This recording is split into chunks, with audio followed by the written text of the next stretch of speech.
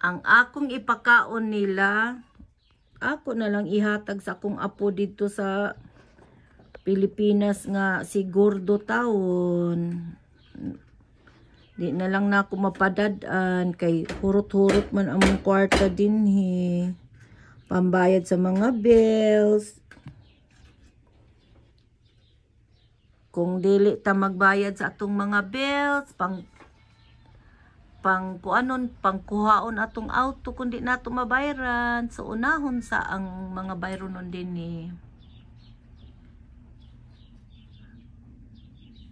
Kani bitawng mga ero.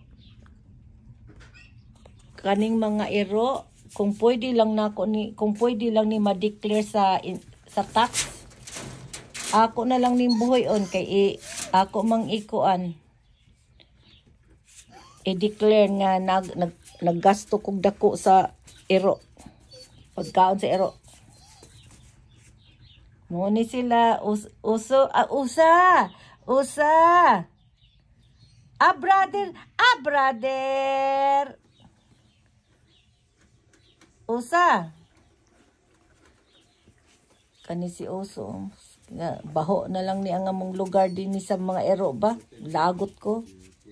Gusto ko muuli, limpyo akong lugar. Saon man nga ni mga ero. Ipanglabay na mo ni, looy po kayo. Dadon man ni Hector sa shelter. Puhon kay karon manggod, wala pa siya time. Kung pagbakasyon niya, kung ano ipanghatod na niya. Unsa man? Go! Muna sila, pero muna among mga gwardiya magabi. Ayaw lagi, go to your dad. Go papa, grandpa. Tong, get closer to mama. Oh, tingnan mo. Usay sa mukon ko ani sa kwarto. Mag-wild ko kay maayo atong tulog. Sulod ni Hector. Nako. Oh. Sige. Kay lambusan ta mo aning Ayaw. Go.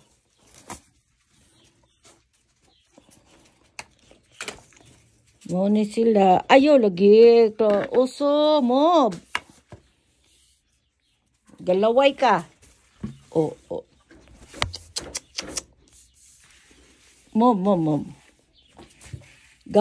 Kaning siya ba? Kay gahi kay ni Golo ba? Kaning ito mo. Pati kaning kuan. Mo. Di judge mo. Kailangan jud nga karatihon. Dili siya madlok, Dad.